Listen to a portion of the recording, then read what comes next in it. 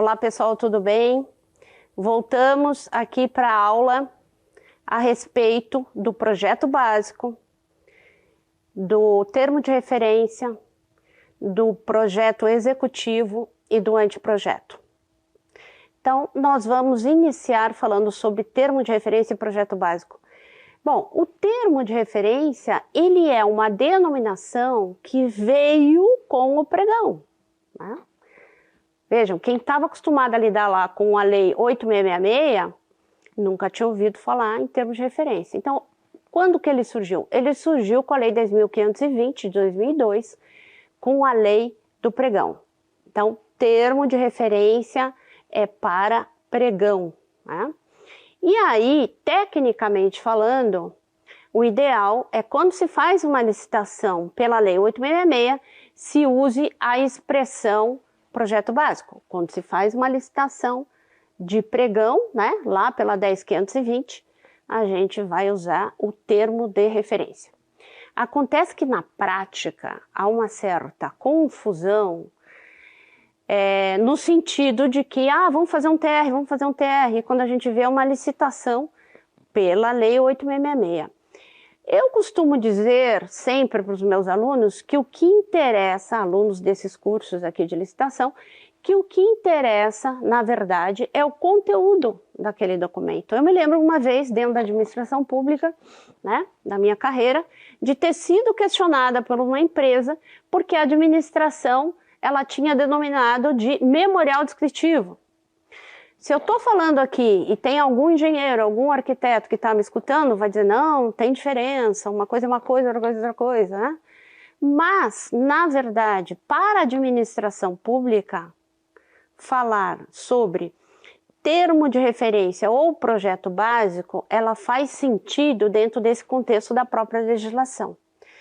E a gente vai entender, obviamente, se eu chamei um termo de referência como memorial descritivo, ou chamei um projeto básico com os elementos de um memorial descritivo, ou denominando de memorial descritivo, o que importa é aquele conteúdo. E eu, naquela impugnação, né, eu como procuradora, né, como profissional da área jurídica, eu disse, olha, na realidade não tenho que anular nessa licitação, porque o conteúdo é um conteúdo de projeto básico. Dito isso, vamos entrar um pouquinho mais aí na questão do termo de referência. O termo de referência, ele vem conceituado no artigo 6º. Bom, na Lei 14.133, este artigo 6º da Lei 14.133, ele tem 60 conceitos, é muito conceito. E é importante que isso tenha sido colocado ali. A princípio, né, quando a lei foi aprovada, aliás, já na fase lá do projeto, assustou um pouco a gente ter 60 conceitos, mas havia uma crítica na Lei 8666 porque tinha deixado de lado alguns conceitos, né?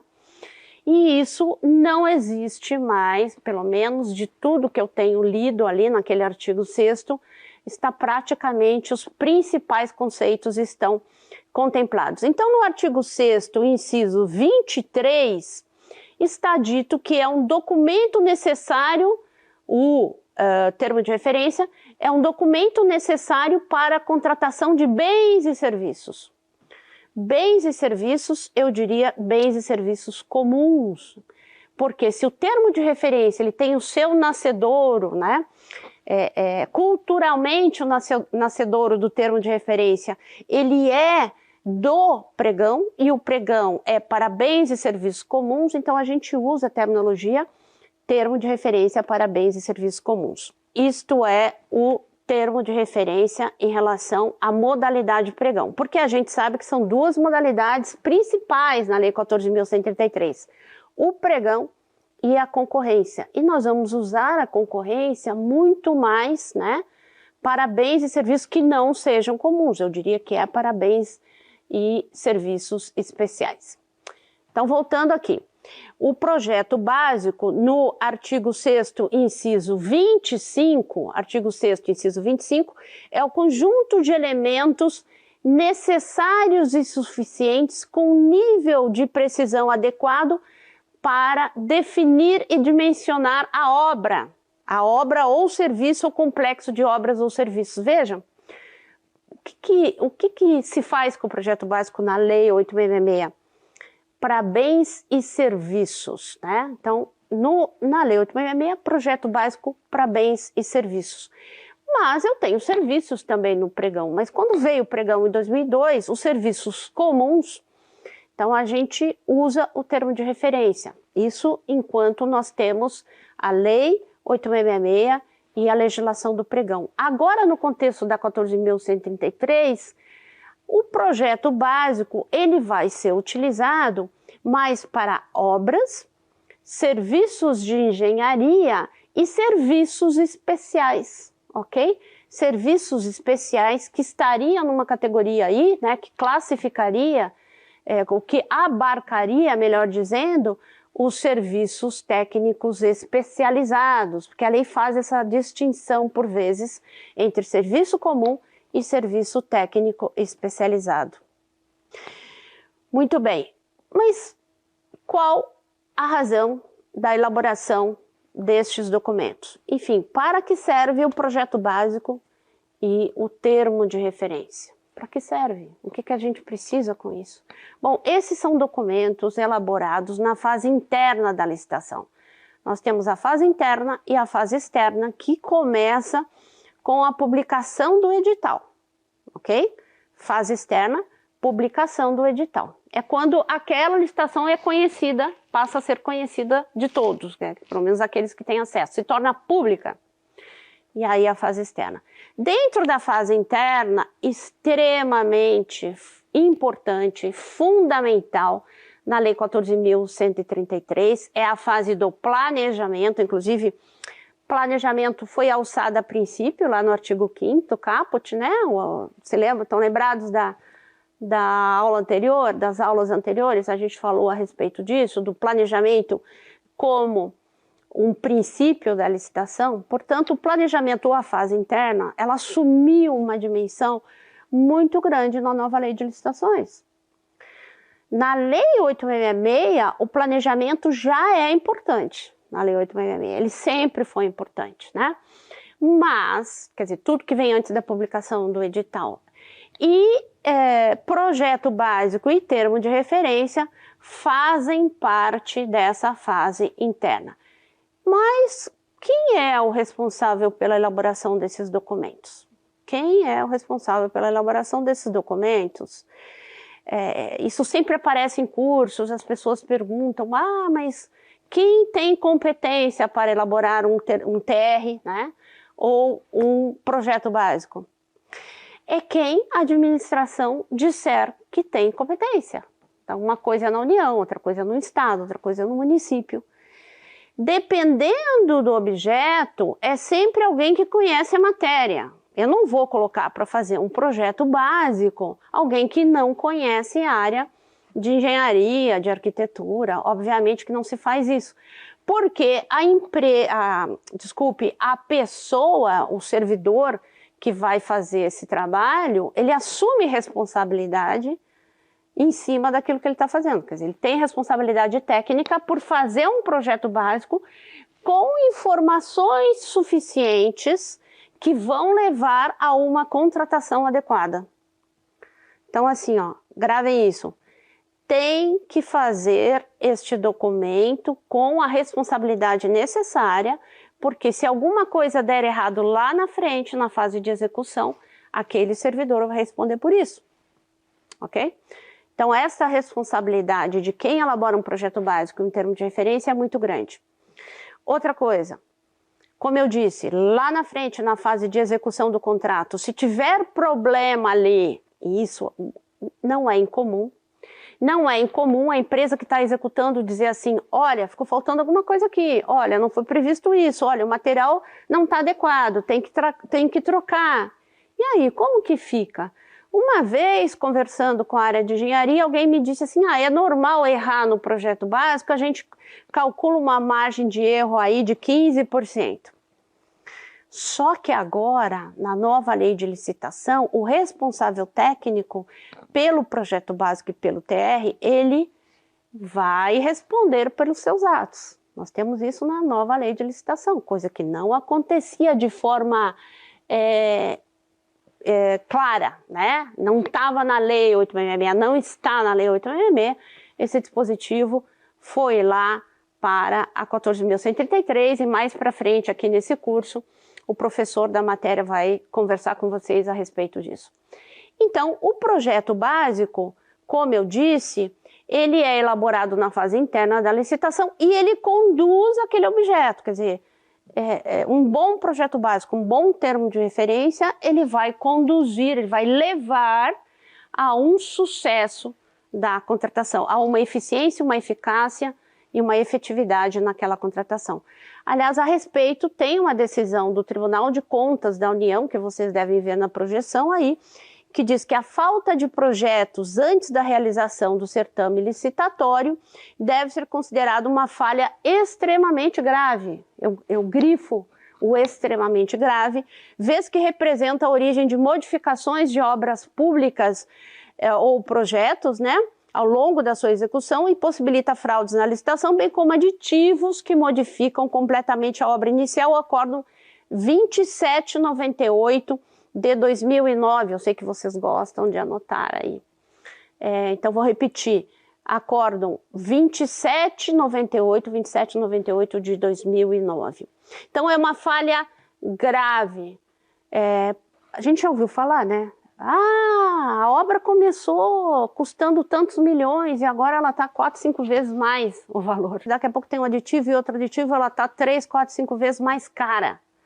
São os aditivos que estão sendo feitos ao longo da execução do contrato e há uma grande preocupação dos órgãos de controle externo em cima disso.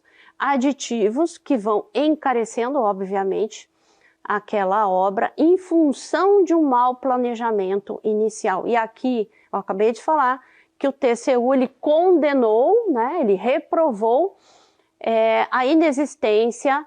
Bom, eu não tenho como fazer uma obra sem o projeto básico, mas não é que eu não tenho, até é possível entregar isso para a contratada, né? Ela faz o projeto básico, o projeto executivo e a execução, ela pode fazer isso. Mas o que eu quero dizer é que eu não começo uma execução sem um projeto básico, seja feito pela administração, seja um projeto básico feito pela própria contratada. A respeito disso, a gente sabe que lá no regime diferenciado de contratações, cuja lei do artigo 1º a 47A está sendo revogado pela 14.133, no RDC iniciou-se essa prática de dar para a empresa, né, numa contratação integrada, de entregar para a empresa a elaboração de um projeto básico, do projeto executivo, e ela já começa a execução, né? Inclusive, o orçamento pode ser até sigiloso. Mas pela lei 8666, eu tenho que ter o projeto básico, e esse projeto básico vai ser colocado em anexo ao edital da execução. Edital esse que também vai ter que ter o projeto, ou não, né? Vai ter que ter o projeto executivo no seu escopo. Ou eu contrato o projeto básico, vamos supor que a administração ela não tenha pessoal para trabalhar, não tem engenheiro suficiente, enfim. Ela faz uma licitação do projeto básico. Feita a licitação do projeto básico, ela faz a licitação do projeto executivo junto com a execução. Essa é a fórmula mais rápida. Ela pode fazer um projeto executivo, uma licitação separada da execução? Até pode, mas não é recomendado porque administrar essa forma de contratação é muito difícil. Então, projeto básico e o projeto executivo junto com esta contratação. Muito bem. Então, se mal elaborados, como eu disse, os problemas a gente vai colher lá na frente com uma série de aditivos e com uma dificuldade muito grande até relacionada a essa própria execução. O projeto básico e o TR devem ser assinados. Eles são assinados pela autoridade competente, que é aquela destinada à elaboração desses documentos. Para a correta elaboração de um TR ou de um projeto básico, a administração tem que definir ali o que ela quer resolver naquele momento. Então, qual é o problema? É como se quem está acostumado a fazer projeto, digo até projeto acadêmico, quem está acostumado a fazer apresentações dentro de uma produção, né, dentro de uma área de produção, vai entender muito bem o que eu estou dizendo. Eu tenho que definir o problema. Que problema que eu quero resolver? Eu tenho que definir o problema. Eu quero construir um prédio. Eu quero reformar o laboratório. Eu tenho que reformar o auditório. Esse é o problema. Quais são as hipóteses, né? Quais são as alternativas para fazer aquele trabalho? Então eu vou contar com a minha equipe interna da administração, eu vou contratar uma empresa que vai fazer isso, né? Execução direta ou indireta por meio de uma empresa. E a empresa, ela vai trazer todo o material? Ou eu tenho material, vou comprar separado, vai ver que sobrou um material aí na administração, eu posso usar nesta reforma. Então, este é o escopo contratual. E essa definição não é da cabeça do chefe de plantão. Essa definição, ela é técnica. Essa definição, ela é fundamental e ela tem que estar muito clara, muito explicitada num projeto básico, que aí nós estamos falando de obra, né, civil engenharia, num projeto básico ela tem que estar muito detalhada qual o material que vai usar, qual é o prazo que a empresa vai ter para aquela execução. Eu preciso disso em 2 meses. Uma coisa é precisar, outra coisa é o mercado poder te atender. Uma coisa é eu contratar para fazer uma obra de 2 meses e o mesmo escopo em 4. É mais caro em 2 meses porque eu vou ter que botar mais gente para trabalhar, óbvio, né? Mas é real? Esses 2 meses são reais? Porque a gente tem visto muita dificuldade na administração pública de lidar com esses prazos. Às vezes ela tem um prazo padrão. Então construções ou serviços, obras, serviços de engenharia até 650 mil, eu faço isso em 6 meses. Então eu coloco o prazo de 6 meses nesse contrato. Sem um estudo adequado, às vezes até do momento que se está vivendo. Quer dizer, no momento de pandemia, eu não consigo fazer a mesma obra que eu fazia antes em 6 meses, porque vai faltar material, ou porque tem falta de gente para botar no canteiro de obras, teve que ser afastado, né? Então, o prazo é extremamente importante, porque se chegar ao final, ou perto desses 6 meses encerrarem, a empresa não tiver cumprindo aquele cronograma, poxa, ela vai ser penalizada por isso? Foi o erro de quem, né? Se ela veio executando adequadamente com a quantidade de pessoal que ela se comprometeu, é responsabilidade dela ou é da administração que previu um prazo inadequado? E realmente precisa em 2 meses? Precisa em 6 meses? Então, essa natureza de informações, ela tem que vir para dentro de um projeto básico, de um termo de referência. Ok, gente? Era isso que eu tinha a dizer para vocês hoje. Até a próxima aula. Tchau!